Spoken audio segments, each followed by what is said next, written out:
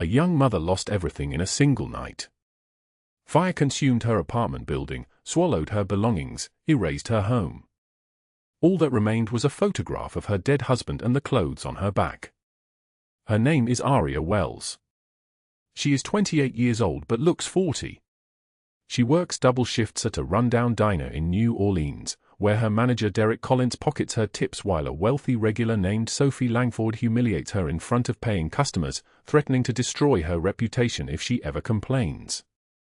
Aria has exactly $17 in her pocket. Her son Noah is 5 years old and wears borrowed shoes. 3 days ago, she donated her blood to save a stranger's dying mother without asking for anything in return. And now, at 3:47 in the morning, 20 black SUVs are pulling into the parking lot of Lucky's Diner where she scrubs floors for $5 an hour. The sound arrives first. Engines. Deep and synchronized and powerful, like the world inhaling. Pre-dawn darkness covers the parking lot in layers of black, but the headlights cut through it, 12 perfect white lines slicing through nothing. Aria Wells stands near the dumpster in her stained apron, orthopedic shoes caked with grease, a trash bag hanging from her trembling fingers. The vehicles roll into the lot like a military convoy. Like precision. Like the kind of power that doesn't announce itself because it doesn't need to. The lead black SUV stops 3 feet from where she stands. The engine dies. The silence that follows is worse than the sound. A man emerges from the driver's side. Dominic Romano. He is 6'3". His coat costs more than Aria's monthly rent. The fabric is black cashmere, the kind you touch once and understand what money really means. His jawline carries a scar that runs from his left eye to his chin, pale against olive skin, a line drawn by violence or surgery or something worse. His eyes are storm gray.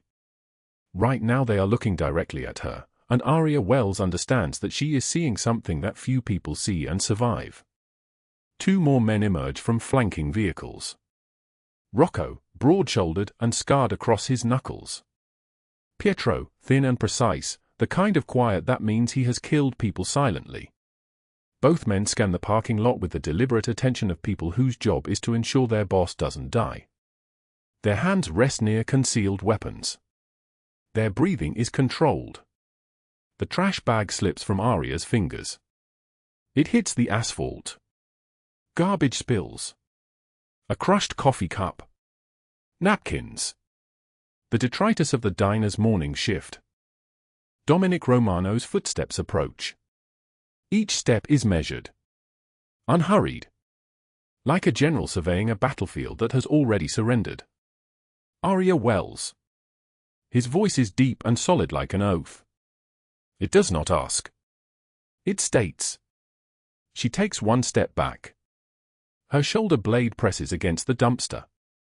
There is nowhere else to go. How do you know my name? Her voice comes out barely a whisper, shattered like glass. 3 days ago, Dominic says, and now he stops walking, now he stands 2 feet away from her, you were admitted to St. Mary's Hospital. The emergency room. A woman came in. Elderly. My mother. He pauses. His jaw tightens. The doctors said her blood type was uncommon. They said they had only 48 hours to find a donor or she would die. I knew, he says, and something in his expression shifts, becomes almost human. You came forward. You didn't know her. You didn't know who she was. You didn't know who I was. And you gave your blood. Aria shakes her head. Her hands are shaking. She can feel her heartbeat in her throat, a small bird battering cage walls. She whispers, she needed help. That's all. Rocco exchanges a look with Pietro. Neither has ever seen Dominic Romano speak about his mother to anyone outside the family. In 15 years of service, Rocco has never heard his boss use the word mother in a sentence that wasn't a curse. Something has shifted. Something is wrong or right, and Rocco cannot yet determine which. But what she did not know the narration cuts through the darkness, was that this single act of compassion had set in motion a chain of events that would expose every person who had ever stolen from her, every person who had ever stepped on her as if she were nothing. In 72 hours, the people who destroyed her would be destroyed themselves.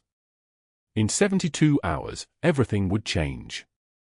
Dominic's expression softens in a way that makes Rocco's eyebrows shoot upward in shock. You asked for nothing in return. I don't understand, Aria says. She is trembling like a candle in wind. What do you want from me? Nothing, Dominic says. His men tense. This word is not in his vocabulary. I came to say thank you. Because the woman you saved is the only person I have loved since my brother betrayed me. Since my brother taught me that mercy and survival cannot coexist. But you, he says, and his voice becomes quieter, you gave mercy to a stranger. And I have spent 3 days wondering what kind of person does that. What kind of person stands at nothing, surrounded by nothing, and gives anyway? The wind moves between them. November wind in New Orleans, carrying rain and the smell of the river, carrying the weight of 2 worlds that have somehow collided in a diner parking lot at 3:47 in the morning. I need to get back inside, Aria whispers. My shift. Derek will. Derek Collins will never steal from you again. She stops.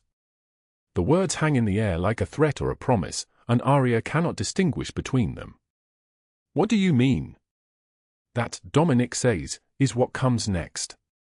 Rocco steps forward, opens the rear door of the lead SUV. It is warm inside. The interior is leather, the kind of leather that smells like money and power. Aria can see the interior light spilling out, golden and foreign. No, she says, and her voice finds something harder in itself, something that sounds like a mother protecting her child. My son. He's inside the diner, sleeping in the back office. He's 5. He's sleeping on a blanket. We know, Pietro says. His voice is like a knife cutting through air. We know everything. The boy is inside. He is safe. We have already spoken to Derek Collins. We told him Aria Wells would not be returning tonight. We told him many things. And he listened, because when 12 men in black tell you to listen, you listen. Aria's knees weaken. She reaches for the dumpster to steady herself. The metal is cold under her palm. Who are you people? Dominic steps closer. My name is Dominic Romano.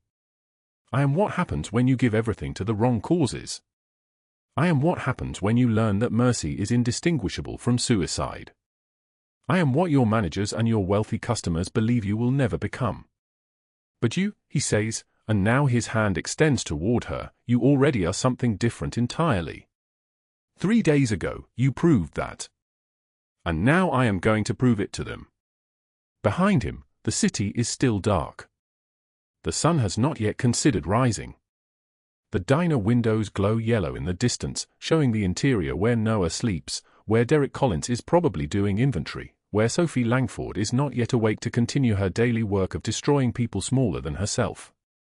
I don't want your help, Aria says, but her voice is breaking. I don't want anything from people like you. People like me, Dominic says, are what you need. People like you are what I need. In exactly 1 hour, you and your son will be somewhere safe. And the people who have been stepping on you will understand what it means to be stepped on. He gestures to the SUV again. Pietro will retrieve your son. You will go with Rocco. In 72 hours, you will understand why this happened. You will understand why I came myself instead of sending men. You will understand because the person you saved is not just my mother. She is the last piece of my humanity that I did not think still existed. And you gave her back to me. The sound of the diner's back door opening carries across the parking lot. Pietro emerges with Noah in his arms. The boy is still half asleep, clutching the blanket, his borrowed shoes dangling. When he sees Aria, his eyes widen. Mama, he says. His voice cuts through everything.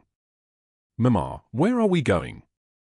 And in that word, in that small 5-year-old declaration of trust, something breaks open in Aria Wells' chest.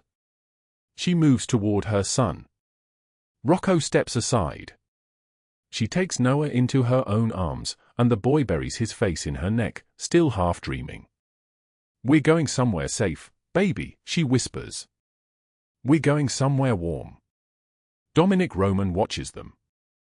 In his coat worth more than her annual salary, with his scar and his power and his grey eyes that have seen men beg for mercy they will never receive, he watches this woman hold her child, and something old and cold and dangerous stirs in his chest. "Get them in the vehicle," he says to Rocco. "Take them to the lodge in the mountains. Stay with them. Make sure the boy has everything he needs." Rocco nods and guides Aria toward the SUV. She doesn't resist. She is moving on instinct now, the instinct of an animal that has been offered safety after so long in the cold. As the vehicle door closes, the tinted glass reflecting the pre-dawn darkness, Dominic Romano turns back toward the diner. The lights inside glow yellow and small and trapped. Derek Collins is inside. And Sophie Langford will arrive for her morning coffee in approximately 42 minutes. He has already decided what is going to happen. He has already made calls. FBI agents are positioned 2 blocks away. Financial records are printed and ready. Evidence is accumulated. But what Dominic Romano did not know, not yet, was that this night would mark the beginning of his transformation from a man who gave nothing to a man who would give everything. That saving Aria Wells' life was not the end of something. It was the violent, beautiful beginning of something new. The engines of the convoy start again. Synchronized. Precise. Powerful. The black SUVs pull away from Lucky's diner into the pre-dawn darkness. And behind them, inside the yellow-lit diner, Derek Collins looks at the clock and counts the minutes until his world ends. Now, let us go back to the beginning. 6 weeks earlier. To the night when Aria Wells stood in the ashes of her former life, holding nothing but a photograph and her son's small hand. 6 weeks earlier, on a night when the November cold had teeth, Aria Wells stood in the doorway of her apartment on Dauphine Street in New Orleans and smelled smoke before she saw it. The smoke detector screamed. A sound like a living thing dying. She was in bed, Noah asleep beside her in the darkness, when that sound pierced through everything. Her body moved before her mind caught up.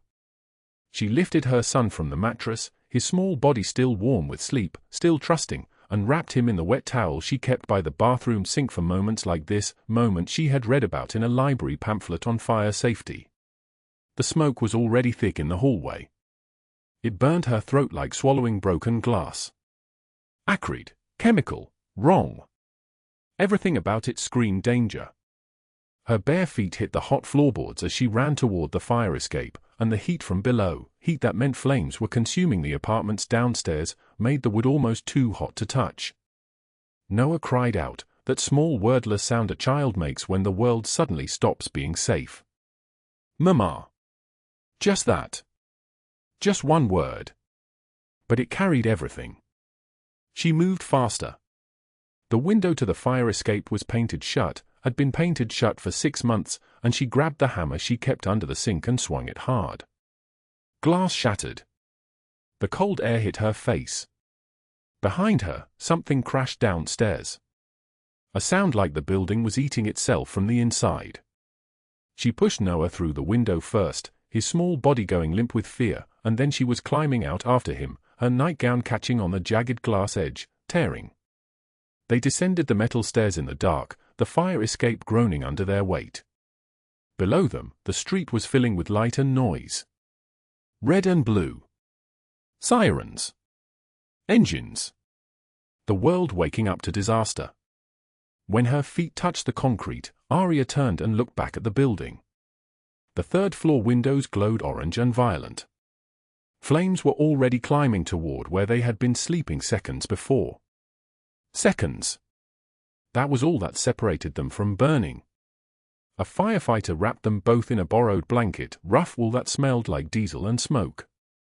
Noah clung to her chest, his small fingers locked around her neck. She could feel him shaking. She could feel her own hand shaking worse. The fire chief approached her at 2:17 in the morning, his face blackened with soot, his voice heavy with routine tragedy.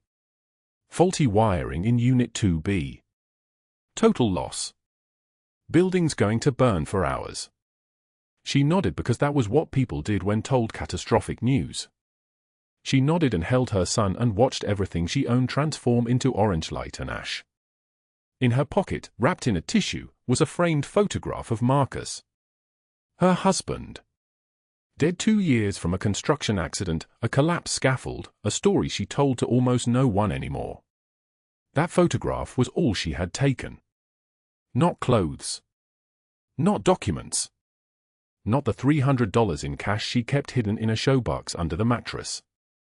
Just Marcus looking at the camera with that crooked smile, frozen at age 28, forever young, forever before everything went wrong. She clutched the photograph to her chest. She had $480 in the bank. She had no apartment. She had no insurance because she could not afford insurance. She had a son who was 4 years old and didn't understand that everything had just changed. And she had this, a wet towel, a borrowed blanket, and a photograph of a dead man. That was how poverty begins sometimes. Not slowly. All at once. By dawn, she and Noah were in a shelter on Tuputula Street, a converted church basement that smelled like industrial cleaner and desperation. The cots were thin. The mattresses were thin. The hope in the room was thinner. She registered with the intake coordinator, a woman with tired eyes who filled out forms without meeting Aria's gaze. Name. Age. Employment status. I'm a waitress, Aria said, though it wasn't true yet. She would be a waitress. I can work. The woman made a note. There's a women's shelter on Tulane Avenue with better resources. Daycare program. Job placement office. Aria nodded. She would go there. She would do whatever needed to be done. That was the thing about having nothing. You became very good at doing whatever needed to be done. Noah slept on the cot beside her that first night, and Aria did not sleep. She lay in the dark with the photograph pressed against her chest and made a list in her mind of everything she needed to do. Contact the landlord. Call the insurance company she didn't have. Find work. Find somewhere to live. Find a way to afford somewhere to live. Keep Noah safe. Keep Noah fed. Keep Noah from understanding that his mother was terrified. The list was impossibly long. She had no idea where to start. So she started at dawn, when the shelter workers brought breakfast, oatmeal and thin coffee, and she asked to use the computer. The job placement coordinator was a kind woman named Patricia who had the look of someone who had been kind so many times it had worn her down. You have experience? Patricia asked, watching Aria's resume form take shape on the screen. No high school diploma, she dropped out at 16 to help her mother with medical bills. No work history beyond cash jobs. No references. Nothing. I learn fast, Aria said. I'm reliable. I'm clean. I show up. Patricia smiled, and it was genuine. I believe you. Let me make some calls.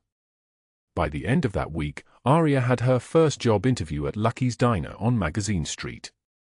The diner was the kind of place where the linoleum had been worn down to the substrate in the walkways, where the booths were held together with duct tape painted over in the same shade of red as the seats.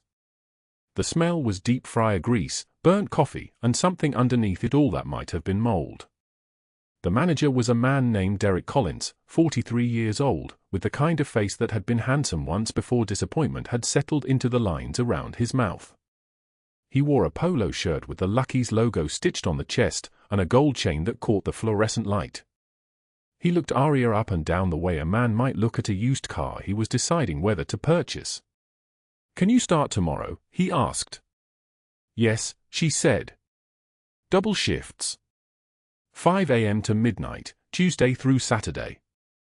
Minimum wage, plus tips. Okay. Tips are pooled. The house takes a percentage for the bus staff. She knew what that meant. She had worked enough places to know that pulled was a word that meant the manager took most of them. But she needed this job. She needed it more than she needed dignity. "Thank you," she said, and meant it, and hated that she meant it.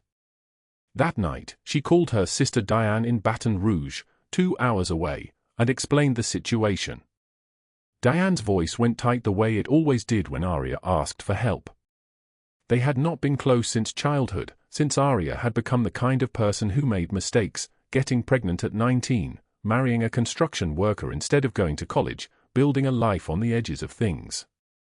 But Diane agreed to let Noah stay during the week, Monday through Friday, and Aria agreed to drive up to collect him every weekend, adding 4 hours of driving to shifts that already consumed most of her waking hours. "It's temporary," Diane said. "Yes," Aria replied, though they both knew it wouldn't be. By the 3rd week, Aria had moved from the shelter to a weekly motel on the edge of the Garden District, a place called the Magnolia Inn that charged $200 a week for a room the size of a closet with a bathroom the size of the closet's closet. The carpet was stained in patterns that suggested a violent history. The air conditioning didn't work. But it was hers, and Noah slept in the other bed, and she had a door she could lock. Every small thing felt like a miracle when you had nothing. A door. A lock. 2 beds. A shower that sometimes had hot water. Monday mornings she drove to Baton Rouge, picked up Noah from Diane's house, and drove him back that evening. Tuesday through Saturday she worked at Lucky's Diner from 5 in the morning until midnight. Sunday she slept, or tried to. The rest of the time she moved through the world like a ghost, present but not entirely real. She had become a function. She was no longer Aria Wells, who had dreams once, who had wanted to take night classes and eventually work her way into office management. She was the woman who brought coffee, who smiled through insults, who accepted the humiliation of her poverty without complaint because complaint was a luxury she could not afford. The diner at 2 in the afternoon was full of people pretending not to notice her. She refilled coffee cups. She took orders. She brought plates of chicken fried steak and red beans and rice. Her orthopedic shoes, purchased for $13 at a thrift store, ached with a pain that had become background noise to her existence. The fluorescent lights overhead buzzed with a sound like insects trapped in plastic. The linoleum under her feet was sticky from spilled soda and the grease that no amount of mopping could remove. It was a Tuesday in late November when Sophie Langford arrived at Lucky's Diner for the first time, and Aria sensed something change in the air the moment she entered. Sophie was the kind of woman who had never worn an orthopedic shoe in her life. She was 38, with highlighted hair that curved perfectly around her face, with a silk blouse in cream that probably cost more than Aria's entire wardrobe, with a handbag from a designer brand that Aria only knew because she had seen it mentioned in a magazine someone left in the bathroom. Sophie sat in a booth with 2 friends who dressed identically to her, that uniform of expensive casualness that only existed for people with money. They ordered green salads and sparkling water. Aria brought the drinks. She kept her eyes down. She had learned this, to make yourself small around people like Sophie. To be invisible. It was safer that way. But Sophie had not come to Lucky's Diner to be ignored. "Excuse me," Sophie called out, snapping her fingers the way a person might summon a dog. "This water is not cold enough. And the ice, is that ice from the machine? It tastes like the machine." Aria took the glass back. The water was cold. The ice was normal. But the job was not to argue. The job was to agree. "I'll get you fresh water. From the walk-in cooler." Is that supposed to be an apology? Sophie's friends were watching now, their eyes bright with the particular pleasure that comes from watching someone else being humiliated. "Because I don't see an apology." Aria felt something crack inside her chest. Something small and necessary. "I apologize for your experience," she said, and her voice was steady, and that was the mistake. The steadiness. Sophie looked up, her expression sharpening into something dangerous. "Are you being sarcastic with me?" "No, because it sounds like sarcasm. And I don't appreciate sarcasm from someone who serves coffee for a living." The words landed like a blade wrapped in ice. From someone who serves coffee. As if that was all she was. As if she did not matter. As if the fact that she was working 2 jobs, surviving on 3 hours of sleep a night, holding her son while they both shook in a cold shower because the motel heater was broken, as if none of that meant anything. As if she was less than human because she was poor. Aria took the glass back without responding. She walked to the kitchen. She counted to 10. She brought back new water in a fresh glass, ice from the walk-in cooler where it was impossibly cold, and set it down without a word. Derek appeared at her elbow before she could step away. "Table 6 is not happy," he said quietly, his breath smelling like the cigarette he had just finished outside. "I didn't do anything wrong. Doesn't matter. They're paying customers. You." He paused, letting the sentence finish itself. The implication hung in the air. "You're replaceable. You're temporary. You're nobody." "Okay," she said. "Make it right." She did make it right. She refilled their water glasses every 2 minutes. She brought them complimentary bread. She made herself even more invisible than before, which was the only way to survive people like Sophie Langford. When they finally left, they did not tip. Derek appeared with a bill card, did a quick calculation, and disappeared into his office. At 3:44 in the morning, after the last customer had left and she had cleaned every surface of that diner, Aria counted the tips from the night.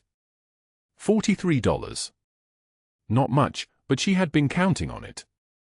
She kept it in a small pile on the counter, her hands shaking slightly because she was exhausted and hungry and had not eaten since the fruit cup she'd stolen from the walk-in cooler at 2 p.m. Derek emerged from his office. He looked at the pile. He looked at her. "Tips are pooled," he said. "I know." She had been told this on her first day. He took $30 and left her with 13. She watched him do it. She did not argue. She did not cry. She did not do anything at all except stand there in the fluorescent light of the empty diner and feel something essential inside her begin to break. This was her life now. This was what survival looked like. Day after day after day, wearing away, getting smaller, becoming invisible, becoming nobody. She had $17 in her pocket when she locked up the diner at 4 a.m. $17 until her shift on Saturday brought new tips, which Derek would also take most of. $200 for the motel room was due on Thursday. She had no idea where it would come from. She never had any idea anymore. She just moved forward and hoped something would appear. What she did not know was that 3 days from now, on a frozen mountain highway in the middle of a blizzard she could not see coming, a convoy of black SUVs would emerge from the snow and pull her vehicle to safety. What she did not know was that this act of mercy would set in motion a series of events that would destroy Derek Collins and Sophie Langford completely. What she did not know was that her life was about to change in ways that would terrify her and save her in equal measure. For now, she simply drove through the pre-dawn darkness toward the motel, toward a few hours of sleep, toward Monday when she could see her son again and hold him and let him believe that everything was going to be okay. She had no idea that sometimes, salvation arrives like a knife cutting through the darkness. Silent. Unexpected. Violent in its mercy. And it arrives for those the world has decided are nobody at all. The headlights cut through the blizzard like knives slicing through darkness. Aria Wells gripped the steering wheel, her knuckles white, her breath fogging the windshield of the dying Chevrolet as it climbed Highway 421 into the mountains of North Carolina. The sky had turned from gray to black in the last hour, and the snow, God, the snow was everywhere now, a wall of white that swallowed the road, the guardrail, the world itself. Temperature on the dashboard read 23 degrees and dropping. She should have left yesterday. She should never have waited until Friday evening to drive toward Pineville, toward the housekeeping job her sister texted about, $300 cash for the weekend. $300 would cover the motel room due Thursday and buy Noah new shoes, his only pair had holes in both soles and duct tape holding them together. But she had worked the morning shift at Lucky's Diner, and Derek Collins, her manager, had made her stay through the lunch rush without pay because Sophie Langford had complained about her water refill speed. Even now, hours later, Aria could still feel the humiliation burning like acid in her chest. The radio crackled to life, a voice cutting through the static like a blade wrapped in ice. Blizzard warning extended until midnight. Highway 421 impassable. All vehicles seek shelter immediately. Repeat, Highway 421 is closed. Aria's stomach dropped. She had $17 in her pocket. 17. That was all that remained after Derek had pocketed the lunch tips, a total of $42 that should have been hers, reduced by his cut to nothing, nothing, nothing. She pressed the accelerator slightly, as if speed could outrun what was coming, and the car shuddered in response. The engine light flickered. A dull amber glow on the dashboard that meant something fundamental was breaking inside the machine, the way something fundamental had been breaking inside her for 2 years, ever since the fire, ever since Marcus died, ever since the world decided that Aria Wells was someone you could take from without consequence. The Chevrolet coughed. The engine died. She coasted toward the shoulder, tires crunching on packed snow, and the moment the car stopped moving, the wind found her. It rocked the vehicle side to side, howling like something alive and hungry, and when she tried the ignition, click, click, click, nothing answered. Just the sound of her own breathing, ragged and small in the suffocating quiet. She checked her phone. No signal. The screen showed 17% battery. She pulled her knees to her chest, her thin jacket providing almost no barrier against the cold that was already seeping into the car like a living thing, and began counting her breaths, the way her therapist had taught her. In for 4, hold for 4, out for 4. It was how you survived panic. It was how you survived everything. But survival required a miracle, and Aria Wells had stopped believing in miracles a long time ago. 15 minutes passed. Her fingers went numb. The windshield frosted over until the world outside became nothing but white, a void with no edges, no up or down, no anywhere else to go. She thought of Noah, safe at her sister's house 2 hours away, warm and fed and wearing socks without holes. She thought of the photograph in her purse, Marcus on their wedding day, 23 years old, laughing at something she'd whispered just before the camera clicked. She had grabbed that photograph from the fire and left everything else to burn. Everything else. But somehow, that image had mattered more than the furniture, more than the clothes, more than the life they had built together. Then the sound changed. Not wind anymore. Engines. Multiple engines, powerful and close, cutting through the storm like they had every right to. Aria lifted her head. Through the frosted windshield, headlights bloomed in the white, not one set but many, and they were moving in perfect formation, emerging from the blizzard like ghosts taking shape. Black vehicles, enormous and sleek, 15 of them at least, each one expensive enough to cost more than a year of her wages, and they were slowing, turning toward her disabled car. The lead vehicle stopped beside her. A man emerged from the driver's side, his frame wide and powerful, wearing tactical gear, a vest, dark clothes, communications equipment at his ear. His name was Rocco, though Aria didn't know that yet. He tapped the window with a thick knuckle, and she rolled it down with shaking hands, cold and fear mixing into something that made her throat tight. Car trouble. His voice was professional, clipped, the kind of voice accustomed to being obeyed. She nodded, teeth chattering, barely able to speak. Engine died. I don't know what's. He spoke into his radio without waiting for her to finish. Civilian stranded. Female, alone, showing signs of hypothermia. He paused, listening to something only he could hear through an earpiece she couldn't see. Then, understood, boss. We're bringing her in.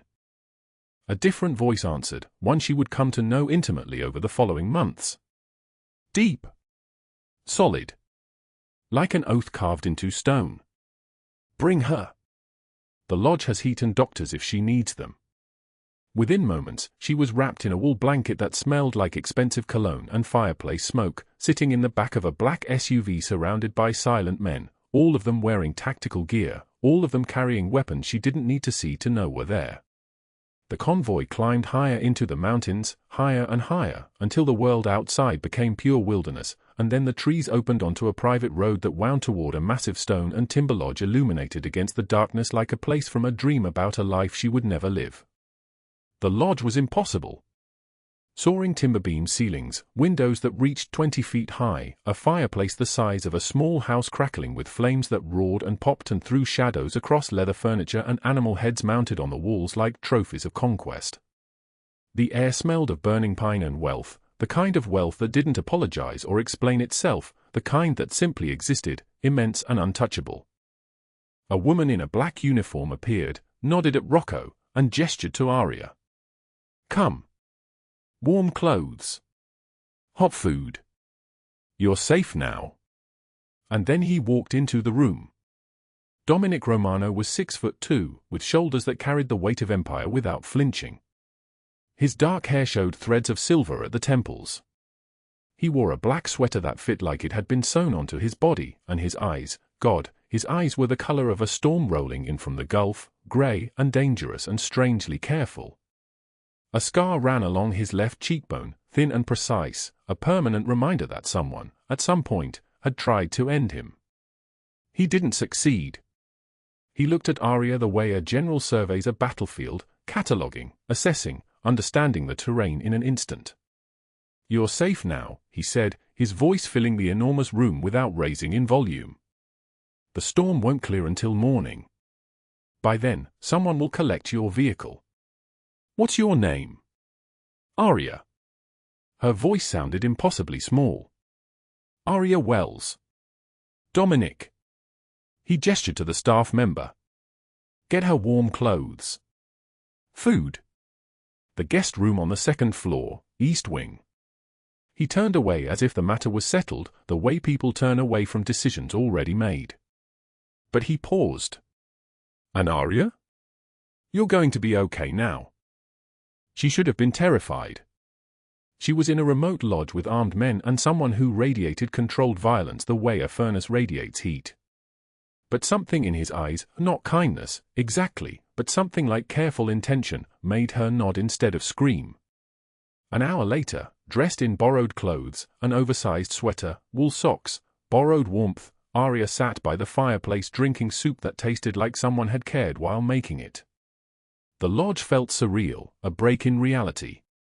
She was trying to convince herself that she hadn't imagined the blizzard, that her car really had died, that she really was sitting in a billionaire's mountain lodge eating soup that cost more than her weekly food budget. Then urgent footsteps erupted from upstairs. A man burst into the room, Pietro, Dominic's right hand for the last decade, his face urgent, his voice sharp. "Boss. Your mother. She's collapsed." Aria watched Dominic's face change. The controlled mask fractured. He moved toward the stairs with the kind of purposeful speed of a man running toward something he couldn't survive losing. Pietro hurried after him, and every armed man in the lodge shifted, reading the crisis in their leader's shoulders. She should stay seated. She should finish the soup. Instead, she followed. The bedroom was on the third floor, and the woman in the bed was clearly someone important, silver hair, elegant features, a face that had been beautiful and still held echoes of that beauty even in unconsciousness. An older man in a white coat stood beside the bed, checking vitals with the efficiency of someone accustomed to emergencies. "Internal bleeding," the doctor said without preamble. "She's losing blood faster than her body can replace it. She needs a transfusion immediately or she won't make it through the night." Dominic's hands clenched into fists. "What type?" "AB negative." "You have blood here."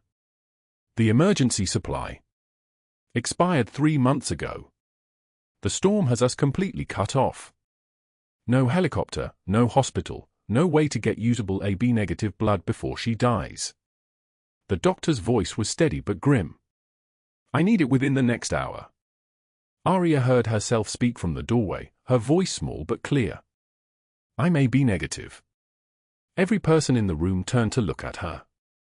Dominic stared at her like she had materialized from the flames of the fireplace itself. "You don't have to," he said quietly. "You've done nothing but survive a blizzard. I won't ask more of you. She walked into the room, pulling up the sleeve of the oversized sweater. "You didn't ask." "But I'm offering." She looked at the elderly woman, Maria Romano, 78 years old, fighting for her life on the mattress, and something in Aria's chest recognized something in this stranger's struggle. "I can't do nothing." The doctor prepared the needle with quick, professional movements. The alcohol swab was cold on her inner elbow. Then the sting of insertion, sharp and precise, and the knowledge that her blood, the literal essence of her survival, the thing keeping her alive, was flowing through clear tubing into a stranger's body, doing its work in darkness. Dominic stood against the wall, and Rocco, standing guard by the door, would later tell the other men that he had never, in 15 years of service, seen his boss look at anyone like he looked at Aria Wells in that moment. Like he had seen a ghost. Like he was witnessing a resurrection. The transfusion took 40 minutes. Aria felt lightheaded, the world tilting slightly, but Maria's color returned. Her breathing deepened. The doctor nodded, checking the steady rise and fall of her chest. "She'll make it." Dominic approached Aria, his large frame blocking the firelight. Up close, his eyes were even more dangerous, intelligent, probing, looking at her like she was a puzzle he had waited his entire life to solve. "Why?" he asked. She was tired, dizzy, the kind of exhausted that comes from giving of yourself when you have nothing left to give. "When my husband died, strangers helped me. I didn't deserve it. But they did it anyway. Because that's what you do when someone's breaking." He studied her face for a long moment, committing something to memory. "What do you want? What do you need? Name it." She shook her head. "I don't want anything." "Aria." His voice dropped into a register that made the room go still. "I have spent 20 years building an empire. I have money that could rebuild cities. I can give you anything in this world. So I'm asking, what do you need?" She should have lied. She should have asked for money, for comfort, for the things that would make survival easier. But she was too tired to lie anymore. "I need $47,000 in 5 days. Medical bills from when my son got pneumonia. Collections agency says they'll take everything if I don't pay. And I can't. I have $17 in my pocket and a car that just died on a mountain." Her voice cracked. "I need a miracle, and those don't exist." Dominic stepped forward and took her hand.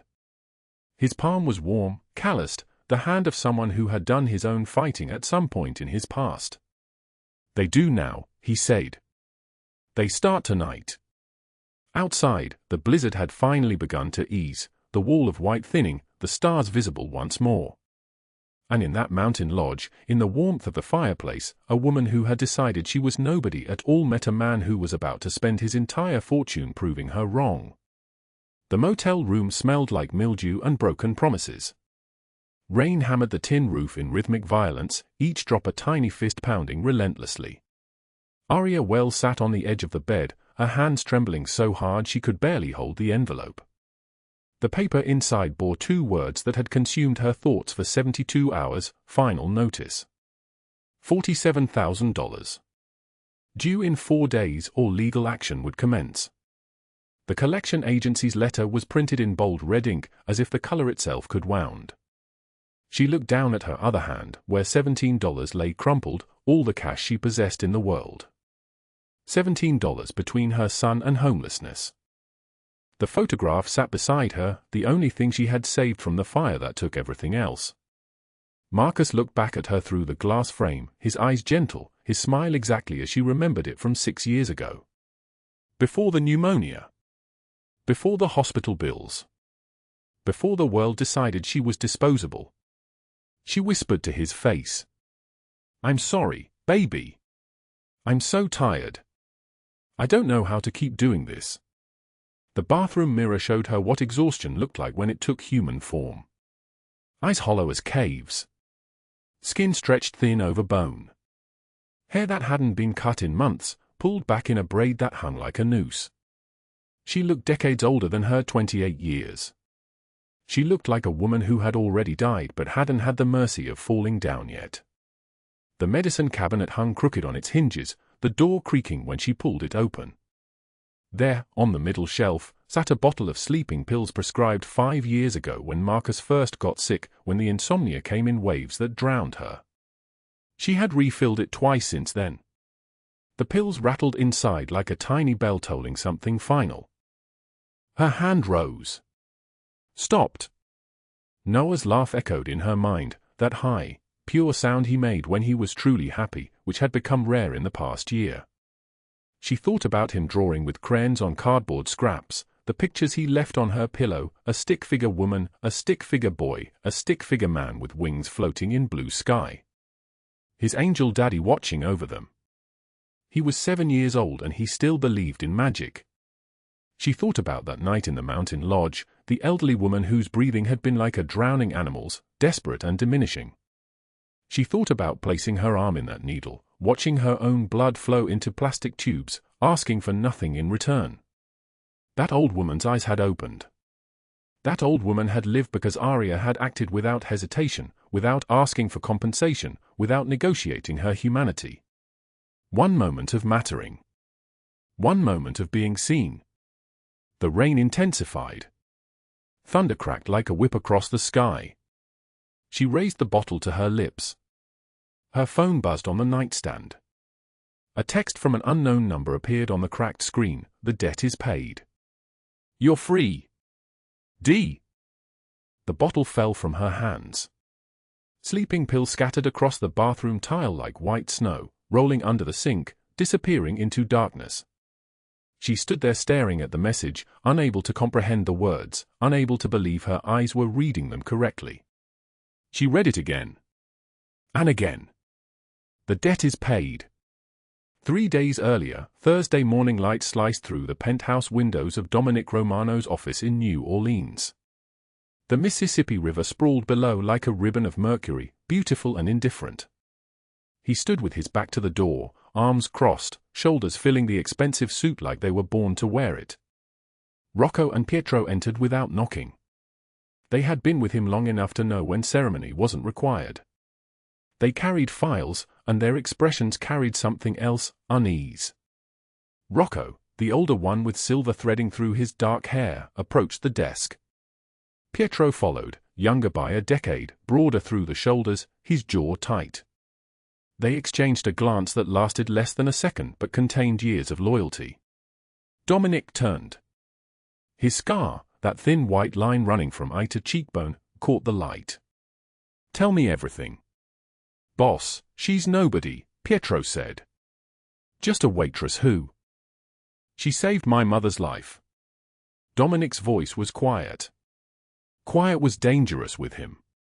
Quiet was the sound a gun made before it fired. I asked her what she needed. She asked for nothing. That means either she's lying or she's already decided she doesn't deserve help. I need to know which one, and I need to know everything about the people making her feel that way. Rocco opened the folder. Inside lay a life reduced to documentation. Derek Collins, 43 years old, managed Lucky's Diner on Decatur Street. He had sticky fingers and a gambling addiction. Over 3 years, he'd stolen approximately $3,000 monthly from his employees' tips. But the tips were just the beginning. The folder thickened with each page. Derek's connections ran deeper, money laundering through the diner's accounts, connections to a gambling operation on the east side, cash flowing in directions that made no legal sense. He was small-time himself, but he was connected to something larger. Something that ran through Sophie Langford's real estate schemes like poison through veins. Sophie Langford, 52 years old, from a family that had money when the city was still wet with Mississippi mud. Her husband ran a real estate operation that targeted vulnerable properties in neighborhoods scheduled for gentrification. They forced tenants out through intimidation, broken pipes that never got fixed, threats of eviction, sudden massive rent hikes. Once families left, the properties sold for profit. Sophie smiled for charity galas while her husband destroyed lives. Rocco set down a photograph. Sophie Langford at a Garden District party, champagne in hand, diamonds at her throat, that particular smile of someone who believed the world existed to serve her comfort. She threatened Aria. Dominic asked. Multiple times, Pietro confirmed. In front of customers at the diner. Sophie told her if she ever complained about anything, she'd spread rumors that would destroy her. Said Aria couldn't work anywhere in the city if she made enemies of people who mattered. Dominic stared at the photograph for a long moment. The scar on his face seemed to deepen in the window light. 20 years. He had spent 20 years building an empire, and in all that time, he had learned that mercy was a luxury the powerful could afford because they had already survived without it. But this was different. This woman had shown mercy when she had nothing to show. She had given blood when she was already bleeding out financially. I want both of them, he said finally. Not dead. Dead is too quick. Dead is too easy. I want them destroyed. I want their entire world taken apart and scattered. I want them to understand what it feels like when the ground beneath you simply vanishes. He looked at Rocco. What does Aria need? Medical debt. $47,000. Her son had pneumonia 2 years ago. The hospital bills came, and she's been in collections ever since. No car, hers broke down. No savings. She's $17 away from total ruin. Dominic nodded. Pay it all. Today. And get her a car. Something reliable. Insurance included. Also, find her an apartment. 2 bedrooms, decent neighborhood, safe area where her son can walk to school. Pay the first year's lease. Add $50,000 to an account in her name for living expenses. Pietro's eyes widened slightly. Boss, that's... I know what it is. Dominic turned back to the window. And it's a transaction. Money for blood. An exchange. But she doesn't need to know that yet. Wednesday 5:06 in the morning. The darkness before dawn when the city is still sleeping and only those who work the graveyard shift are conscious. FBI agents moved through Lucky's diner like shadows with purpose, tactical vests over their bodies, radios crackling low. Derek Collins woke in his apartment to the sound of a battering ram hitting his front door. The wood splintered. Men in black gear flooded the bedroom with flashlights that burned his eyes. Derek Collins, you're under arrest for money laundering, racketeering, wire fraud, and conspiracy. He was still in boxer shorts, still confused, still believing there had been some terrible mistake. His mouth opened to protest. Nothing came out. Handcuffs bit into his wrists. Cold metal against skin. The agent reading him his rights had a voice like gravel, and Derek couldn't focus on the words because his mind was fragmenting. His apartment was being torn apart. His computer was being seized. His bank records were being photographed. We have 3 years of documentation, the lead agent said, her face close to his.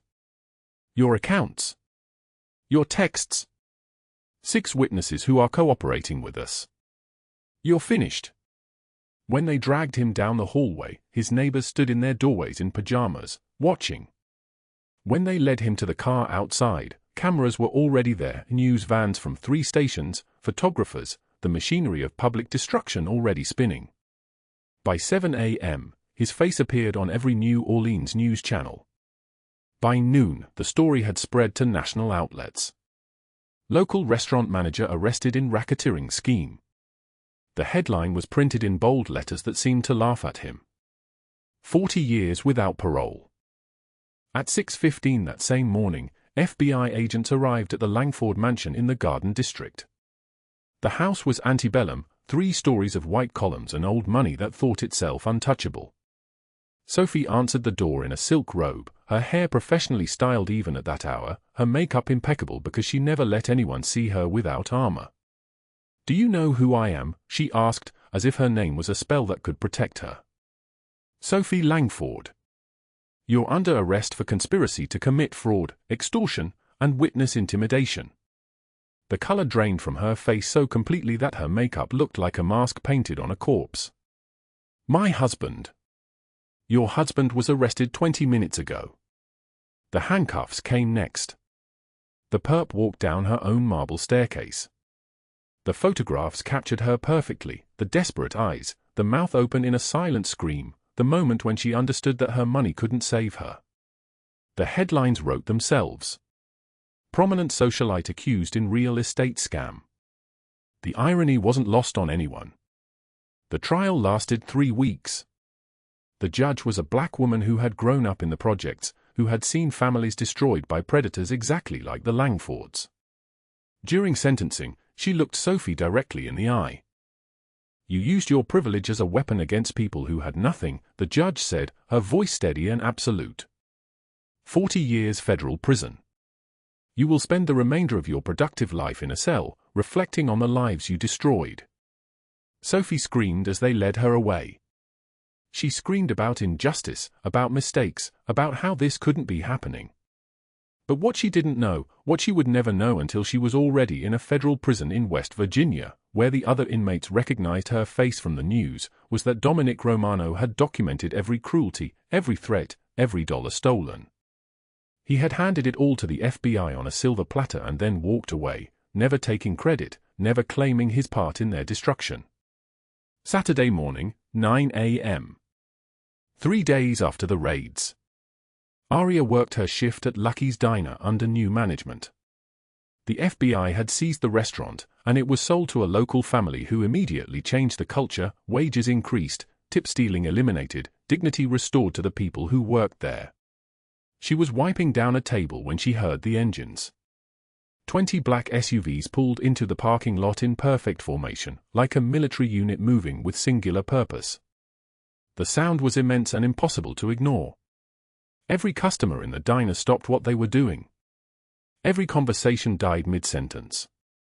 The door opened. Dominic Romano walked inside, his black coat hanging from his shoulders like a cape. Rocco and Pietro flanked him, their presence making the diner feel smaller. He walked directly to Aria's station. The room held its breath. "Aria Wells," he said. She turned, her rag still in her hand, her apron stained with coffee and the residue of other people's meals. "Dominic, what are you doing here?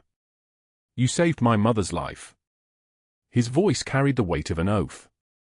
"I told you to name what you needed. You said nothing.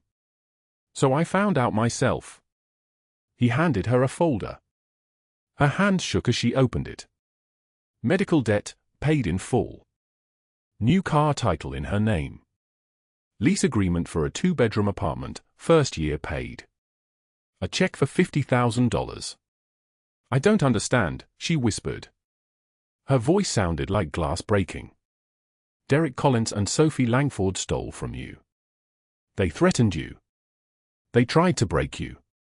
That ends now. They're in federal prison. 40 years each.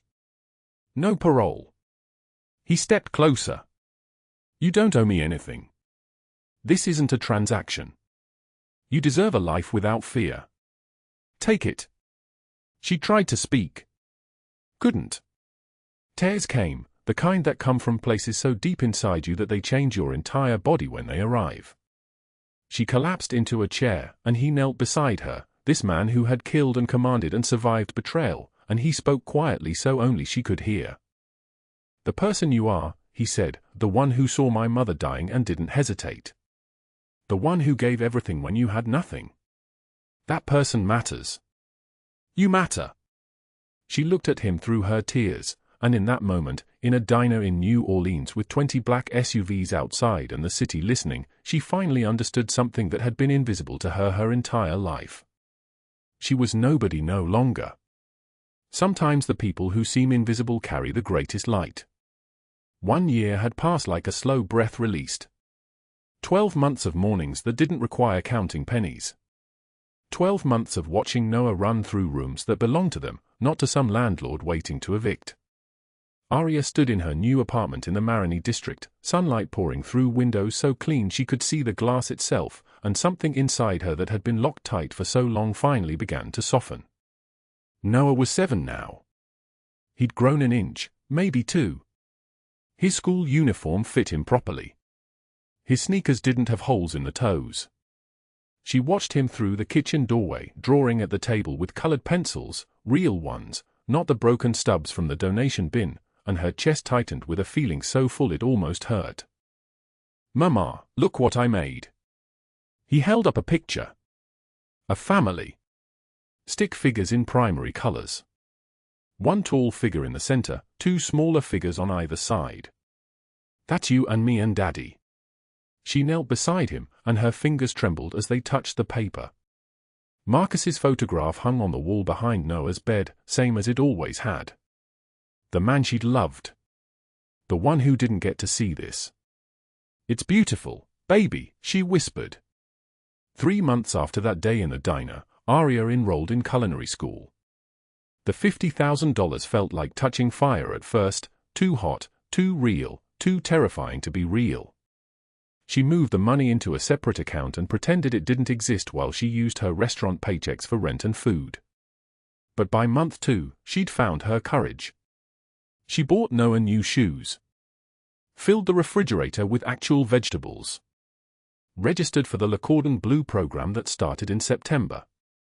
She graduated at the top of her class in December. The instructor, a severe woman named Chef Marchand with steel gray hair and hands that moved like a dancer's, pulled her aside on the last day. "You have something most students don't," she said. "You cook like someone who knows what hunger tastes like. That's a gift. Don't waste it." By spring, Aria had a job at Evangeline's, one of the finest restaurants in the French Quarter. Not as a server, as an assistant manager. Her name was on the schedule. Her name was on a business card. She wore tailored black trousers and a burgundy blazer, and her hair was styled, and there was something in the mirror that morning that looked like a woman who belonged somewhere. One afternoon in month 6, a familiar face walked through the dining room. An older woman, 50s maybe, someone Aria recognized from Lucky's diner. Mrs. Patterson. The woman had watched Sophie Langford humiliate her in front of customers 100 times and never said a word. Aria was managing the front desk that day, clipboard in hand, authority settled on her shoulders like armor. The woman didn't recognize her. She passed right by, asking to be seated, and Aria guided her to a table by the window, took her order, offered wine recommendations, spoke with the quiet confidence of someone who had learned that her voice mattered. When Mrs. Patterson left 2 hours later, she complimented the service and tipped 20%. Aria watched her walk into the New Orleans afternoon and felt something settle, not bitterness, but acceptance. The past was a locked door now. Month 9 brought a promotion to general manager. By month 11, Aria had opened a savings account and watched the numbers climb. She took Noah to the Gulf Coast. They built sandcastles. He screamed with joy when the waves knocked them down, and she realized she couldn't remember the last time she'd heard him scream like that. At 12 months exactly, she stood on the balcony of her apartment, not rented, not borrowed, not temporary, and looked at the city she'd nearly lost everything in. New Orleans glittered in the distance like it was proud of itself. The November wind was gentle, carrying the smell of chicory coffee and bayonet sugar from the quarter. Her phone buzzed. A text from her sister Carmen, "You coming to family dinner Sunday?" She typed back, "Yes. And I'm bringing dessert." 3 days before the 1-year mark, a courier arrived with an envelope. Heavy cream cardstock. Her name written by hand on the front. Her hands knew who it was before her mind caught up. Inside, an invitation to a private event. A penthouse address in the warehouse district. And a handwritten note in dark ink, "I'd like to see how you're doing. D." She read it 5 times. Held it. Set it down. Picked it up again. Noah was at school. She called Carmen. "Can you keep Noah tonight? Just a few hours." "Girl, is this a date?" Aria didn't answer. She hung up, went to her closet, and pulled out the dress she'd bought with her first real paycheck from Evangeline's. Emerald silk that moved when she walked. She'd bought it for no occasion at all, just to prove to herself that she could. The penthouse was on the 34th floor. Floor-to-ceiling windows. The city below looked like the circuit board of some vast machine. Art on the walls, real art, not prints. Classical jazz playing softly from invisible speakers. 20 people mingled with glasses of wine, and Aria recognized none of them except Rocco, who stood by the entrance with a grin that said everything. "He's been waiting," Rocco said, kissing her cheek.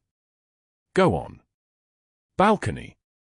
Dominic stood at the railing, silhouetted against the city. He wore charcoal, no tie, his shirt open at the collar. His hands gripped the metal like he needed the weight. When he heard her footsteps, he turned, and something crossed his face, something unguarded, something raw, before he pressed it down. Aria. Her name sounded like it meant something when he said it. "You came. You invited me." "I did." He studied her like she might disappear. "You look good. Strong." "I feel strong." She moved to the railing beside him, the city spread before them like a kingdom made of light. "I wanted to thank you properly. For everything. I know I said it at the diner, but I didn't have the words then. I still don't, really. But I wanted to try. You don't owe me thanks." "I do, though. You changed my life." His jaw tightened. His hands on the railing became white-knuckled. "You changed mine first," he said quietly. She turned to look at him. His profile was sharp, cut from stone, but his eyes were not stone at all. "When you gave your blood," he continued, his voice rough like tires on gravel, "you didn't know who I was. You didn't want money or favor or a debt I'd owe. You saw a dying woman and you helped. No hesitation. No angle." He paused, and the pause stretched like a wound. "I've spent 15 years in a world where everyone wants something. Where trust gets you killed. Where my own brother sold my location to enemies for $200,000 and watched me nearly die. And then you." He stopped. "Tried again. You reminded me that some people shine brightest when the world tries hardest to keep them invisible. That some people are capable of giving when they have nothing. And watching you build this past year, watching you take nothing and make it into everything." His voice broke slightly on the edge. "That's been the only thing that made me think maybe I'm not as broken as I know I am."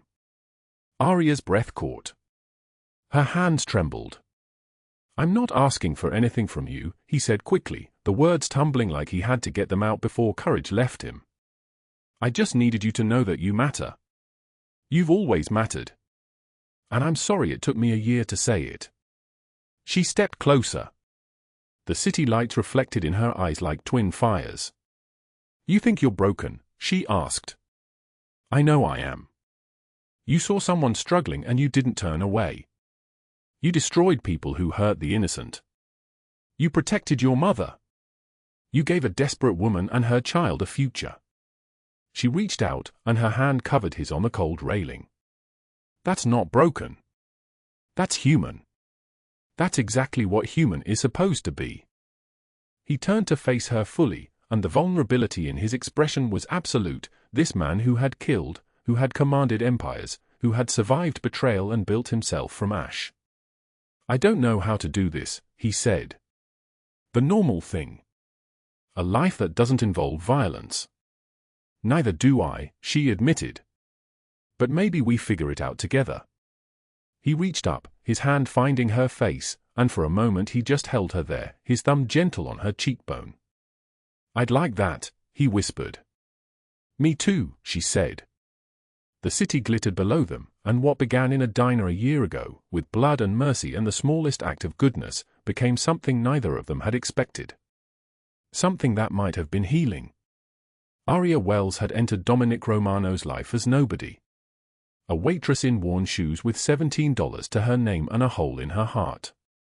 But she'd left his mother's bedside as somebody. Because compassion costs nothing and changes everything. Derek Collins sat in a cell in Angola Federal Penitentiary, 40 years stretching before him like an infinite corridor. Sophie Langford sat in the same prison, her beauty no longer a weapon, her cruelty no longer currency. Meanwhile, the woman they'd mocked built a life with her own hands and learned that justice isn't always loud. Sometimes it's patient. patient and absolutely inevitable.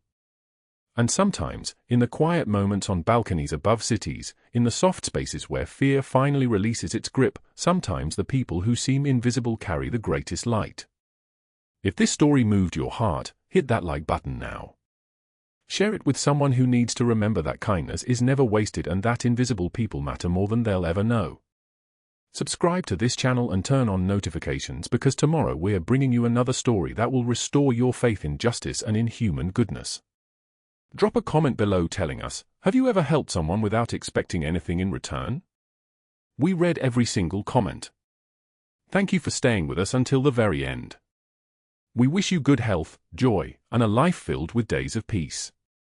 After the rain, the sky always clears. We'll see you tomorrow.